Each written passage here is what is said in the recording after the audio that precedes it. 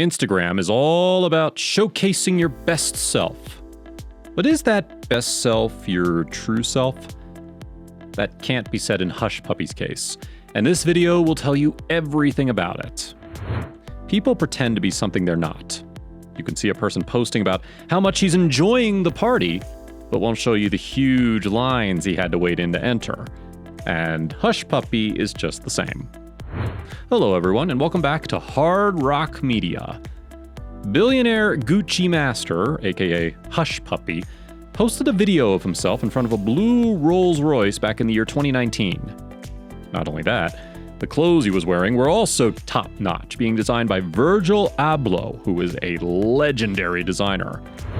This 37-year-old Roman Abbas had spent his childhood in extreme poverty in the small city of Lagos. But now he boasts of celebrity friends and life at a penthouse apartment. But this left everyone wondering about how Hushpuppy was managing all this. This Nigerian influencer had to be doing something suspicious, but didn't occur to anyone as it could have been hard work as well. On the other hand, Abba Kyari, who was a Nigerian police force deputy commissioner, was getting hailed for his outstanding work, as he had freed kidnapped children and hunted assassins as well, and soon he was appointed as the chief of the Nigerian intelligence response team. Roman Abbas had around 2 million followers on Instagram, while Kyari only had around 80,000 followers. But how is Kyari related to the Roman? Well, this video is about to get more interesting. Like the video so far? Well, then make sure to give this video a big thumbs up, as a little action from you can help our channel grow tremendously. Now, let's get back to the video. Roman Abbas started his career in the poor coastal area of Lagos called Owo Ronshoki, when he became known as the Yahoo Boy. His childhood was spent in extreme poverty, as he used to work alongside his mother in the market, and his father was just an ordinary taxi driver. But Abbas didn't accept this life for himself, so he went on to explore new things in order to live the luxurious life he had always wanted for himself. So he began his career as Yahoo Boy. He was basically carrying out cyber crimes by hacking into people's identities. But he made sure to make a show of the money he was earning.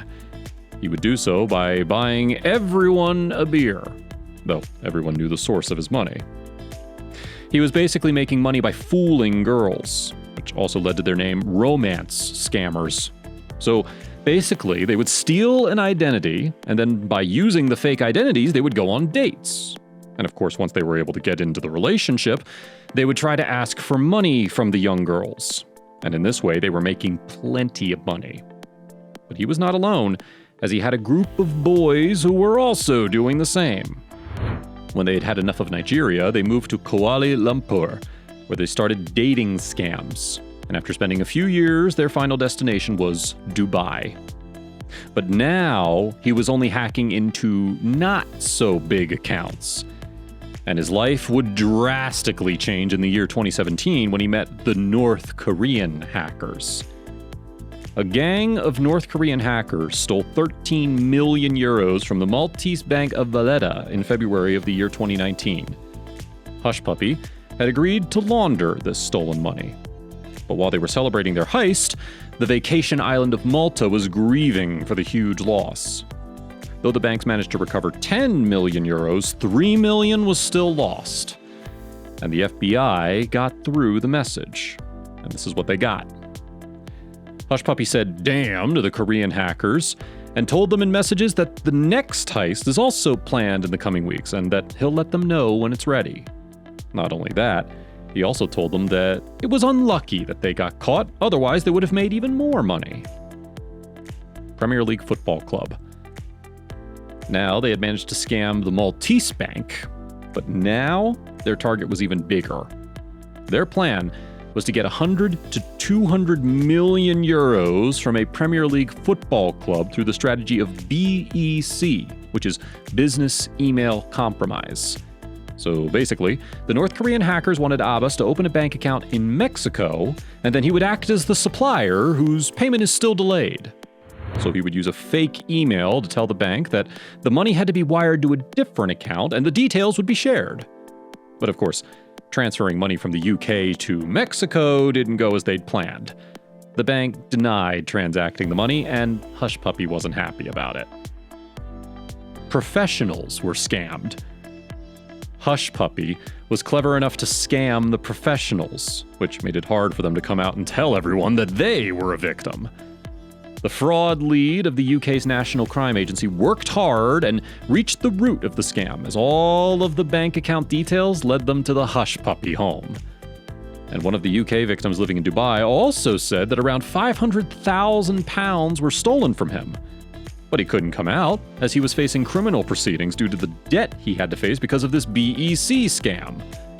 And just like that, there were 7 other victims as well who had to suffer a lot because of the BEC carried out by Hushpuppi. Qatar scam. Now, the last scam before his arrest was on a Qatari businessman. Hushpuppi stole the identity and acted as a New York banker. The businessman was trying to take a loan of $15 million to build a school in the Gulf state, and Hushpuppi was ready to scam him with all his heart. But it didn't work out as his scam group was falling apart. One of his gang members had threatened to reveal everything as he wasn't happy with the money he was getting. And that's where Chiari comes into the game. Abbas asked Chiari to put a troubling gang member in jail, and for a long period of time. He also told him that he would pay anything to have him get a good beating. But the tables were turned when the FBI got a hold of him, and he was transferred to the US for trial. He was found guilty of stealing $24 million in the BEC frauds, and Chiari is still on the US wanted list. But despite his pleading guilty in April, his Instagram account is still live, and many people are still following him. Well. What are your views on how Hushpuppi made his living? Let us know in the comments. With that being said, it's time for us to say goodbye. But don't be sad, as we will be back with another amazing video soon. Also, don't forget to hit the subscribe and bell icon button so that you don't miss any updates from my channel. See you all soon, and thanks for watching.